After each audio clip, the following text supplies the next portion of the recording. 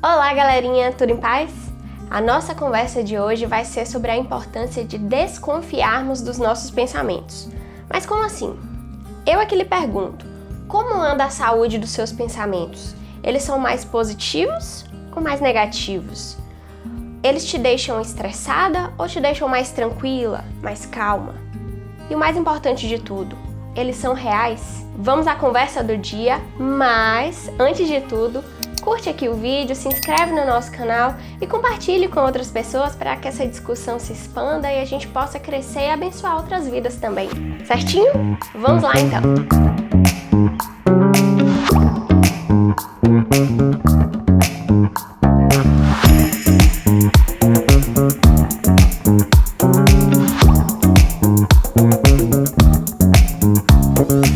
Talvez você esteja aí pensando, mas por que desconfiar dos pensamentos? A gente não pode só pensar e pronto e seguir a vida? Tem um detalhe: pensamento gera ação.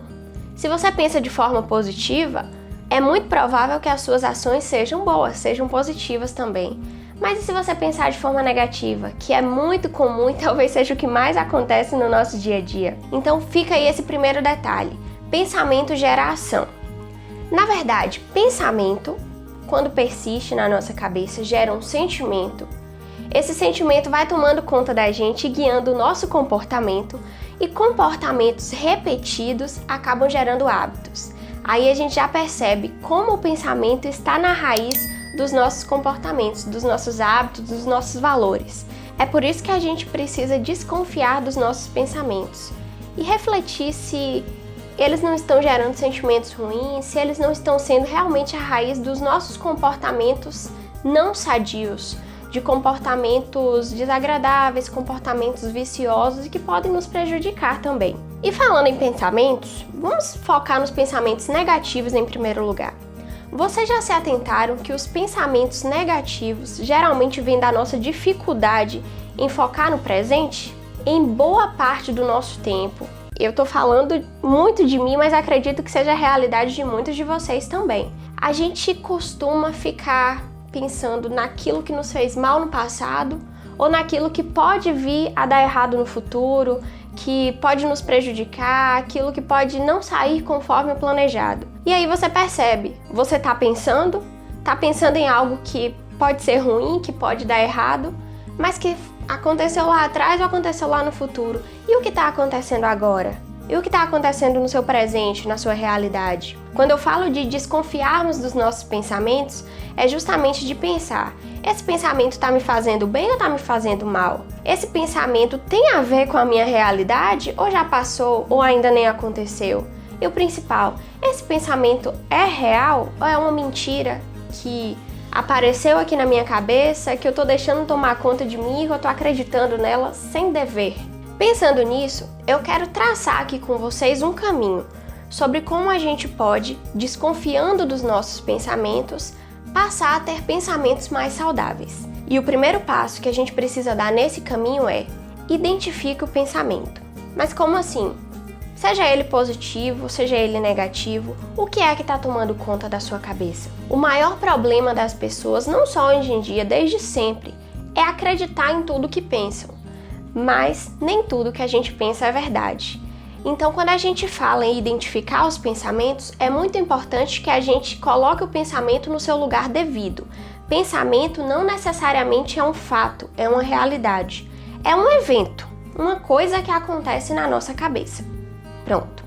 Segundo passo: como você se sente quando você pensa que esse pensamento que você teve é real? Você se sente bem? Você se sente calma? Você se sente tranquila? Ou fica mais agitada? Fica mais estressada? Tenha em mente que, se o seu pensamento está lhe causando algum estresse, alguma coisa de errado está acontecendo. Ou a tendência é que ele não seja real, ou ele está lhe servindo de um alerta para dizer que alguma coisa não está certa. E para dizer que você precisa desconfiar daquilo que você está pensando. Então, o segundo passo nesse caminho é pensar: o que esse sentimento está me causando? Qual é o sentimento que eu tenho tido a partir desse pensamento? E a partir daí, nós vamos para o terceiro passo, que é você questionar o seu pensamento. é você questionar se esse pensamento é verdadeiro ou não é verdadeiro. Talvez já tenha passado pela sua cabeça: ah, vai ser muito difícil fazer tal coisa. Ah, fulano passou por mim na rua, virou a cara, ele não gosta de mim, ele não vai com a minha cara. Ou, esse mês eu não vou dar conta de pagar tal boleto. Ou, meu Deus, o meu tempo tá muito apertado, não vou dar conta de fazer tudo. Será se não vai dar mesmo? Será se fulano talvez passou por você e não lhe cumprimentou porque ele não prestou atenção que era você? Talvez seja míope, estava sem óculos na hora e não conseguiu lhe enxergar. Ou talvez você acha que algo é difícil porque você nem tentou fazer. Você só pensou que pode ser difícil e acreditou tanto nessa ideia que travou e nem tentou fazer. Então, nesse terceiro passo, a ideia é a gente identificar o pensamento, perceber o que a gente sente a partir dele e, finalmente, tentar entender se ele é real ou se ele não é real. E aí eu vou dar 3 dicas para vocês avaliarem se o pensamento tem veracidade ou não tem veracidade. Primeiro passo: o que torna esse pensamento uma verdade? Por exemplo, vamos pegar esse exemplo que eu dei antes de fulano passou na rua por mim e não me cumprimentou. Por que isso seria uma verdade? Ah, porque eu acho que ele me viu e não falou comigo. Então, dá para eu entender que ele não quis falar comigo. Então, ele deve ter algo contra... Vamos parar por aí. Eu acho, talvez ele deva ter algo contra mim.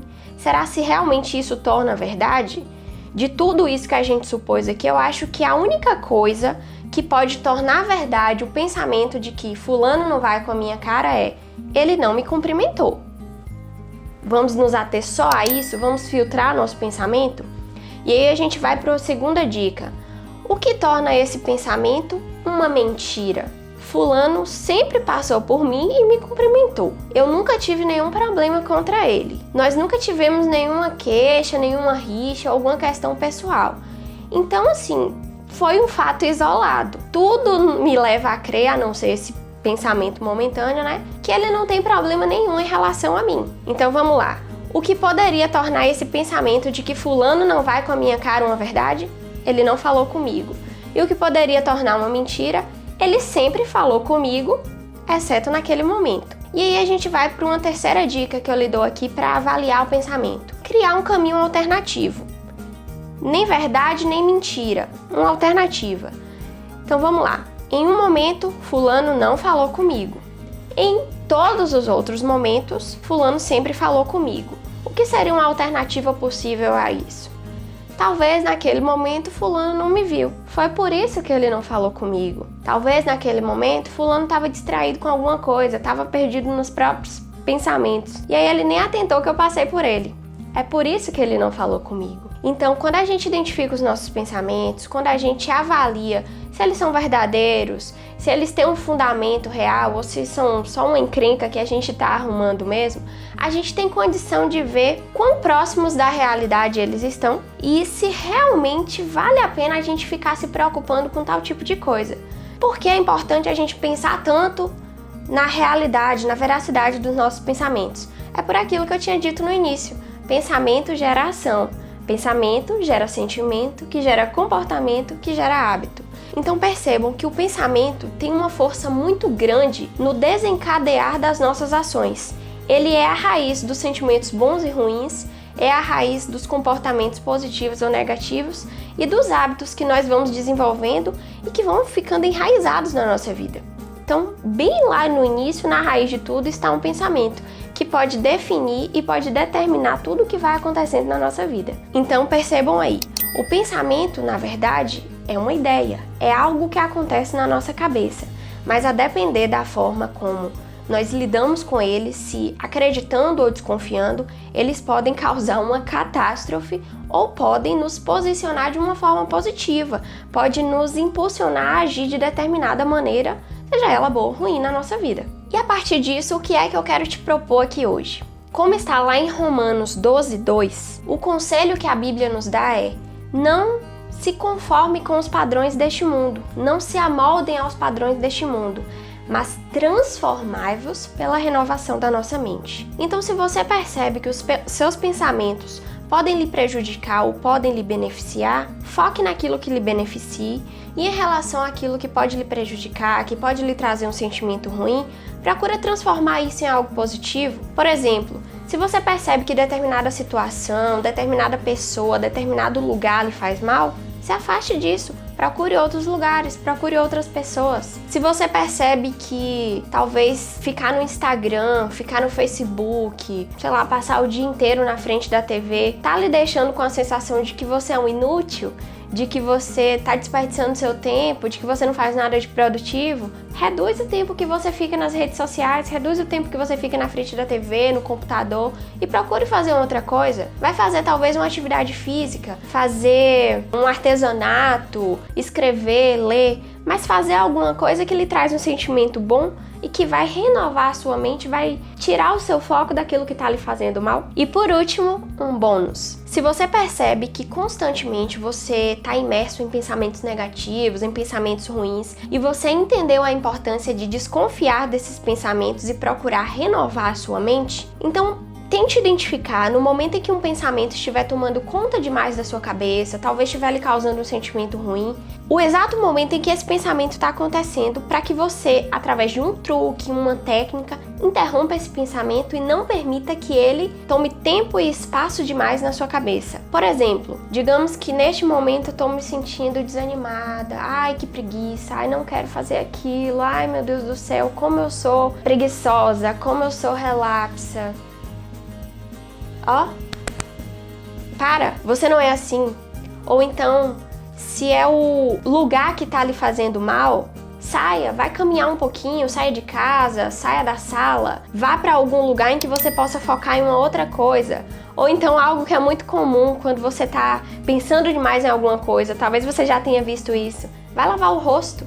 O choque térmico também faz você despertar daquele pensamento que você estava tendo. E uma outra coisa, além do tapinha no rosto, bate palma, faça um barulho, estale os dedos, mas faça alguma coisa que tire o foco do seu pensamento e lhe leve para alguma outra coisa. Então, recapitulando, 3 truques aí. Saia do lugar, bata palmas ou dê um tapinha no rosto, ou então dê um choque térmico, lave o rosto, lave as mãos, mas faça alguma coisa, ainda que simples assim, para que os pensamentos não se tornem maiores do que deveriam ser ou que eles não ocupem mais espaço do que mereciam. E lembre-se, desconfie de um pensamento que está tomando conta demais na sua cabeça.